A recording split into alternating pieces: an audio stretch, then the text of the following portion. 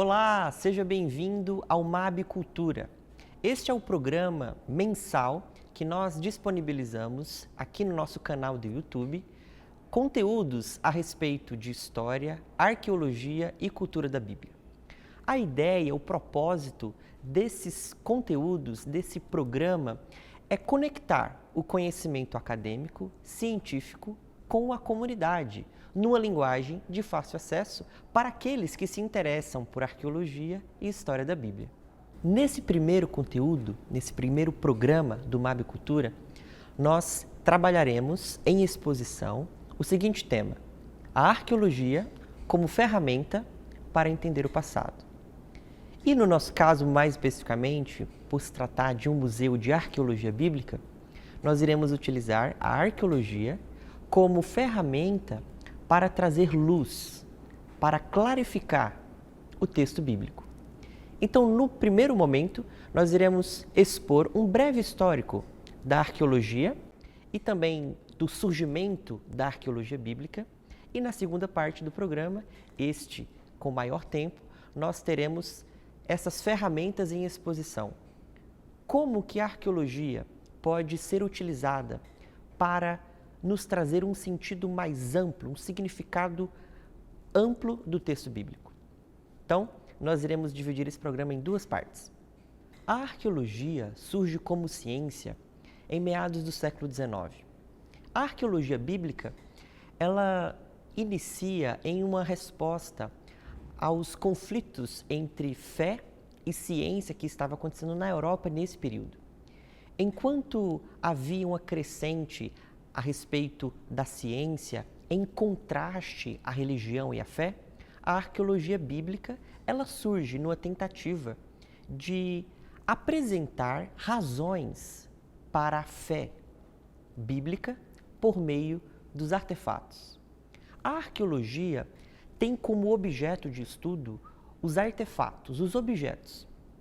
Tudo que foi produzido pelo homem e que foi deixado por esses homens, ele pode ser utilizado como ferramenta, como objeto, como fonte para reconstruir o passado. Quando nós pensamos no passado, algo nos vem à nossa mente como invisível. Não há como reconstruir o passado. Por isso que para a reconstrução de um período histórico, de uma época histórica, é necessário utilizar de fontes, documentos, manuscritos, textos e até mesmo os objetos, que é o caso da arqueologia. A arqueologia, ela se detém no estudo desses artefatos e como esses artefatos podem nos ensinar, nos ajudar a reconstruir uma época, um passado.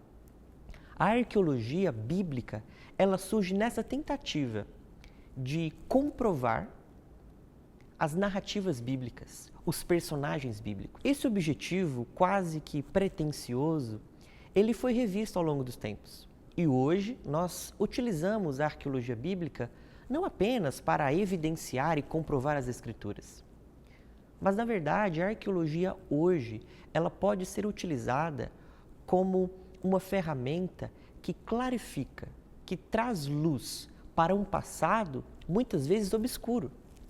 A arqueologia, por meio do estudo da cultura, dos costumes, do cotidiano, nos permite entrar no texto bíblico de maneira imersiva e dessa forma extrair o que de fato, ou o mais próximo daquilo que o autor bíblico gostaria de passar. Então a arqueologia bíblica, no primeiro momento, surge com um objetivo muito pretensioso. Esse objetivo foi revisto e hoje a academia, os cientistas, os arqueólogos bíblicos entendem que essa ciência ela pode trazer luz para um passado antes obscuro. No caso do Museu de Arqueologia Bíblica, nós trabalhamos com essa premissa de que a ciência arqueológica ela é utilizada para trazer iluminação a um passado que antes estava escuro. Só que a arqueologia, ela é uma ciência que trabalha com fragmentos. A arqueologia é uma ciência que trabalha com fragmentos de história. Um objeto encontrado em uma determinada cidade, ou construção, ou edificação, por si só, ele fala muito pouco. Por isso que a arqueologia faz uso de uma técnica conhecida como interdisciplinar, onde envolve outras ciências, a arquitetura, a própria história, a teologia, nós podemos dizer sim a geologia e outras ciências onde, de maneira conjunta, pode trazer significados a este objeto. O objeto sozinho não diz muito sobre o passado, mas quando inserido no seu contexto, pode nos ajudar a entender e até tornar visível aquilo que é invisível, que é o passado.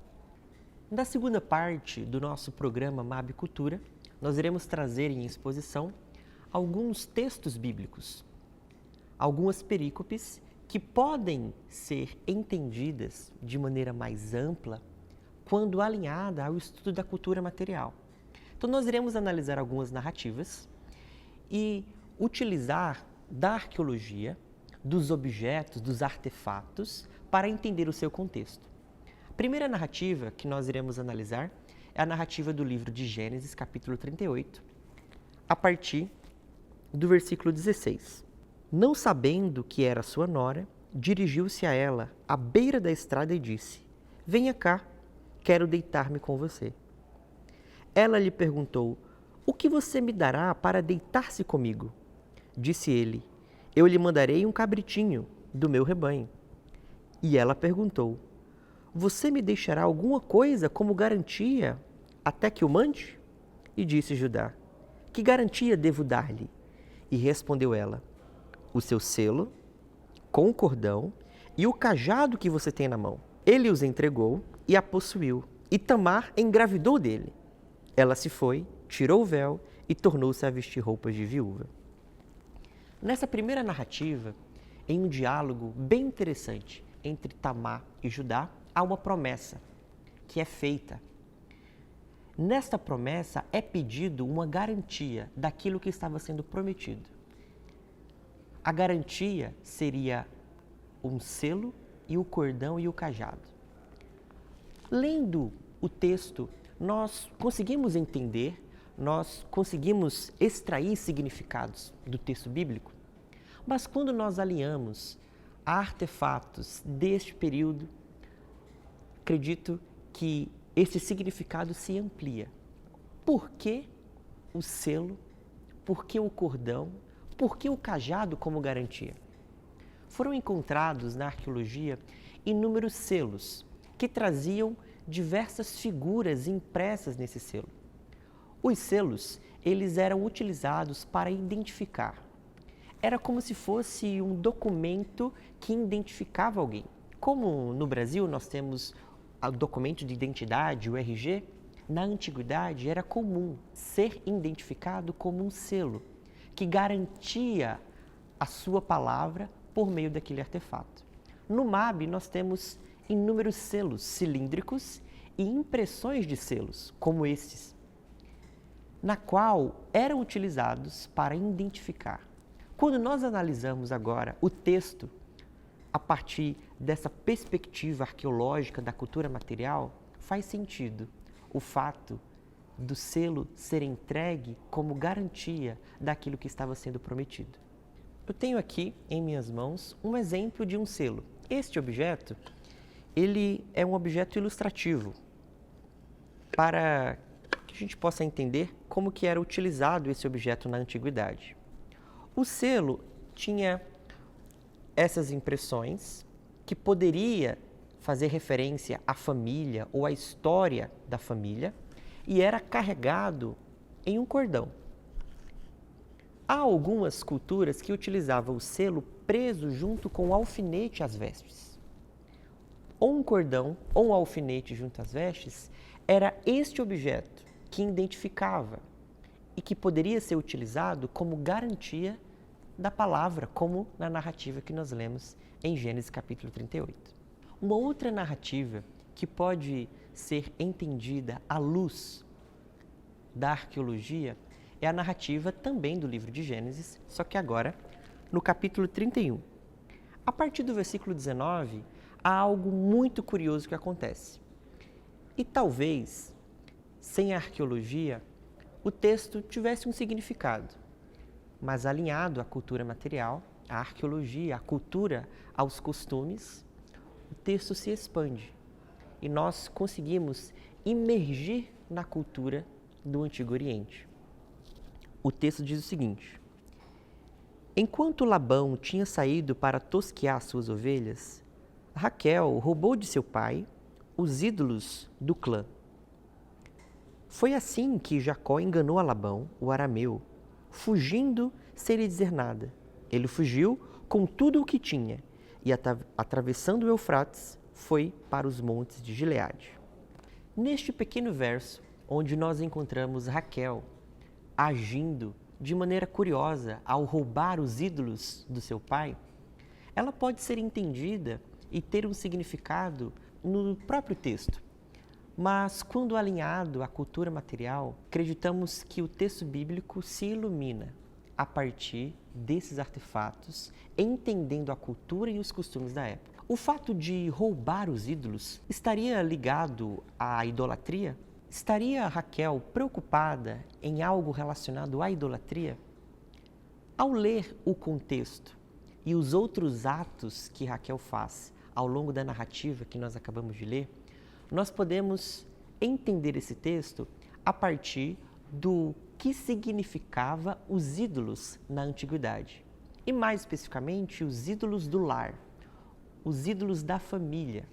A partir dos artefatos documentais, como os textos de Nuzi, foi possível identificar na legislação deste mesmo período que os ídolos, estatuetas, podiam ser utilizados como prova comprovante de terra em caso de disputa.